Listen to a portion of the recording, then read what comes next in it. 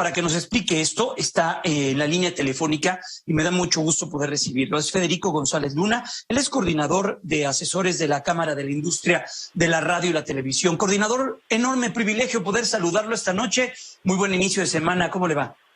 Igualmente, muchísimas gracias, un gusto estar con ustedes, encantado. A ver, coordinador, explíquenos qué decidió la Suprema Corte de Justicia de la Nación, como nos lo comentaba nuestro compañero Juan Antonio Jiménez, y qué viene para los medios de comunicación con algo que es tan sensible como la libertad de expresión y este sentir de que tenías que diferenciar entre opinión, noticia, y era una complejidad muy, pero muy importante.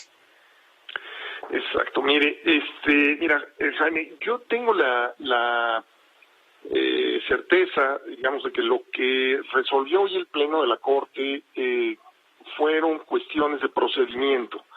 Entiendo. Como se acaba de señalar en la nota del reportero, bueno, pues lo que planteó el ministro Pérez Dayán en el proyecto de sentencia fue invalidar el decreto del 2017 en razón de que no se habían seguido adecuadamente los procedimientos legislativos para la aprobación de cualquier reforma legal. Y entonces los 11 ministros coincidieron en que dadas estas violaciones al procedimiento legislativo, lo conveniente o lo procedente era declarar inconstitucional el decreto.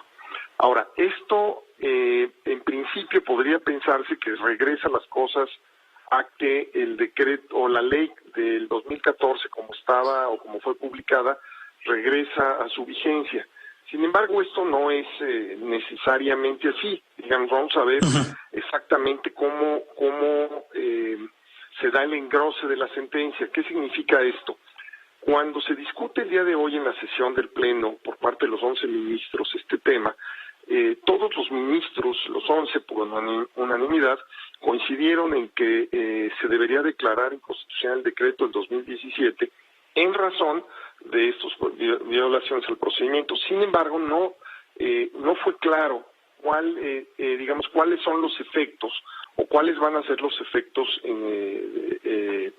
del texto del 2017 y si este texto se va a tener una vigencia temporal o definitivamente deja de tener cualquier clase de aplicación.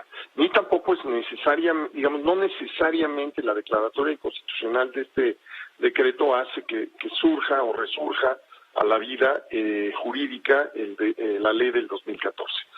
¿Qué es lo que está, en el fondo? Creo que es importante que la audiencia lo entienda. En el 2014, cuando se aprobó la nueva ley de telecomunicaciones y radiodifusión, se incluyó un artículo en el 256, una fracción que establece precisamente la obligación de que en todos los programas noticiosos se distinga con claridad el hecho noticioso de la opinión de quien lo presenta. ¿Qué significa esto? Bueno, pues que en cada ocasión en que una persona haga uso del micrófono, ya sea el conductor de un programa, un reportero, un entrevistado, cualquier persona que digamos se transmita su opinión en la radio o la televisión, se debe distinguir el hecho de la noticia. Esto y se consideró que esto era un derecho de las audiencias. A mí me parece que esto pues es una extrapolación de lo que son los derechos de las audiencias absurdo. ¿Por qué? Pues porque es imposible que un comunicador o cualquier persona esté continuamente distinguiendo entre el hecho y su opinión. A lo mejor se puede hacer una o dos o tres veces, pero digamos, en un programa de 1 hora o 2 horas, pues es muy fácil incurrir en una infracción a esta disposición. ¿Por qué? Pues porque el flujo de la comunicación humana es así. Digamos, la radio y la televisión, o la comunicación en la radio y la televisión, pues forma parte de lo que es la comunicación humana. Es más, yo creo que por antonomasia lo es. Y tiene un flujo. Sí, no, en nuestra vida cotidiana no andamos diciendo esto viví, pero esta es mi experiencia, pero esto fue noticia y esto te opino yo. O sea, es muy complejo no llevarlo a cabo. Es imposible. O sea, yo entiendo que lo puede hacer uno en un momento dado, pero no todo el tiempo. Digamos, en este momento lo que yo he hablado, entremezclado, amalgamado pues hechos con opiniones, igual lo ha hecho usted, y así lo hacemos el tiempo, en todo momento, ¿no? Ahora, lo grave de esto es la consecuencia de esta infracción administrativa. ¿Qué sucede si un medio de un comunicador incurre en este tipo de infracciones? Bueno, pues se corre el riesgo de que se suspendan las transmisiones de ese programa o de toda la estación de radio o de toda la estación de televisión. Y además de que se le impongan a esa estación sanciones hasta por el 3% de sus ingresos anuales por cada infracción administrativa. ¿Y esto quién lo va a valorar? Pues lo va a valorar el Estado, lo va a valorar el aparato burocrático. Digamos, este peso regulatorio sobre la comunicación, pues obviamente va a ahogar, va a inhibir, va a ser muy tímida, muy apagada si es que permanece pues la comunicación en la radio y la televisión. Es, pues, en mi opinión, absolutamente violatorio de la libertad de expresión y de diversos tratados internacionales, ¿no?, que ha celebrado nuestro país, y por supuesto no es acorde con las mejores prácticas de la democracia, ¿no? Yo, como lo he dicho muchas veces, estoy absolutamente convencido que la libertad de expresión y la democracia van juntas, ¿no? Por supuesto. Si no hay libertad de expresión, no hay democracia, ¿no? O sea, Federico, entonces, ¿qué sigue? ¿no? ¿Qué sigue? Entonces, en la ley del 17, esto se publicó en la ley del 14. En la ley del 17, en la ley del 17 se reforma la ley y se quitó esta obligación. Se tocaron otros aspectos, otras disposiciones en materia de derechos de las audiencias que pueden discutirse y hay que discutirlas y hay que ver cuáles proceden y cuáles no. Digamos, yo creo que en general las disposiciones también en materia de derechos de las audiencias fueron buenas, pero eso es otro tema. Esto es exclusivamente un tema de libertad de expresión, lo que estamos hablando, esta barbaridad de distinguir opinión de hecho. Y ahí se quitó esta disposición y se regresó, digamos, el estatus jurídico a como había estado toda la vida el marco jurídico en materia de radio y televisión, en el que había esta libertad de los comunicadores de expresarse, digamos, de una manera con seguridad jurídica, con seguridad y con brío, ¿no? Poder hacer sus opiniones bien. Sin embargo, esto fue cuestionado por diversos legisladores del PRD, de la izquierda, que dijeron que esto pues iba en contra de los derechos de las audiencias y que había que declarar inconstitucional. Eso fue lo que hoy resolvió la Corte. La Corte, como le comentaba, no entró al fondo del asunto, o sea, no discutió si era inconstitucional desde el punto de vista del fondo el tema de haber quitado esta obligatoriedad de distinguir hechos de opinión. Simplemente dijo, por procedimiento esto se declara inconstitucional. Ahora, ¿cuál va a ser el aterrizaje de esta sentencia? Necesitamos ver cómo se hace el engrose. En este caso en particular, en mi opinión, hay aspectos muy interesantes. ¿Por qué? Porque los 11 ministros coinciden en que es inconstitucional el procedimiento legislativo. Sin embargo, también de los 11 ministros, 9 de ellos manifiestan que tienen un voto concurrente. ¿Qué significa esto? Que no están de acuerdo con las valoraciones que tiene el proyecto de sentencia que presentó el ministro Pérez Dayán en diversos aspectos.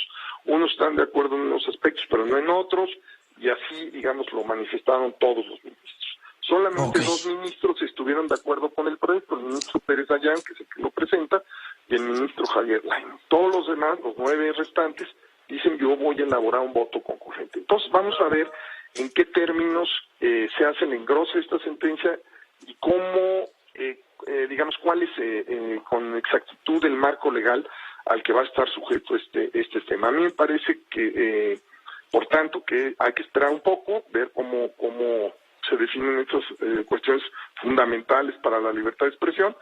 Y yo insistiría, ¿no?, en que una cosa son los derechos de las audiencias, que está muy bien, están establecidos en la Constitución, y hay que desarrollarlos, y hay que fortalecerlos, pero de ninguna manera estos derechos de las audiencias deben ser pretexto, como quieren algunos, para pasar por la libertad de expresión de los medios de comunicación, ¿no? Sin duda. ¿Y para cuándo se estaría viendo el escenario real de lo que se estaría, o ante lo que se estaría, Federico?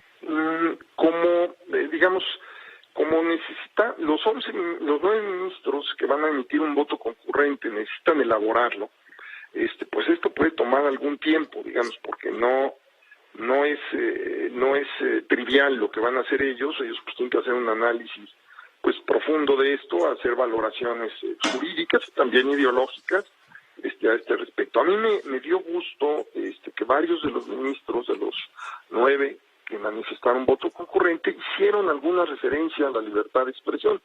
De hecho, el propio proyecto del ministro Pérez Dayán sí lo hacía o sí lo hace. Esto es bueno, ¿por qué? Porque ya se reconoce que la libertad de expresión, pues, es un tema que sí puede resultar vulnerado en estos casos, ¿no? Entonces, creo que la situación final, el cuadro ya final de este asunto lo vamos a tener pronto. ¿Cuánto tiempo? Pues yo calcularía, no sé, entre 1 o 2 meses más para que pudiéramos saber exactamente cómo se dan estos votos y cómo se arma, se hace el interpretación se tiene, ¿no? Técnicamente se dice del asunto y cómo se publica finalmente esta sentencia, ¿no? Pero es un caso muy interesante, pero yo lo que le concluiría o digamos sí señalaría es que hoy por hoy la situación jurídica de los medios, la radio y la televisión, en cuanto a su capacidad de ejercer a plenitud el derecho a la libertad de expresión, está cuestionado. Sí, sin duda. Lo vemos con leyes electorales y con vedas y con muchas situaciones y también con muchas cosas que están alrededor de eso, de lo que se pretende como un país democrático, ¿no, Federico? Sin duda. Esto si por cualquier motivo esto llegase a ser ley o se confirmara, sería un retroceso gravísimo, violatorio de diversos tratados internacionales suscritos por nuestro país, y sí es sería lamentable, ¿no? Para nuestro país. Yo espero que los legisladores en el Congreso, que es al final del día donde creo que va a terminar este asunto, lo vean esto pues con ojos democráticos, con convicción democrática. Y con altura de miras, ¿no? Con lo que viene de miras, exactamente. Para los siguientes años. Pues Federico, muchas gracias. Federico González Luna, él es coordinador de asesores de la Cámara de la Industria de la Radio y la Televisión. Gracias por estos minutos. Cuídate mucho y vamos a estar atentos a la decisión final. Un placer, Jaime. Que te vaya muy bien. Buenas noches. Cuídate, que estés muy bien. Y bueno, pues esto es importantísimo, fundamental para conocer esta decisión que tomó hoy la Suprema Corte de Justicia de la Nación. Las 8:26 antes de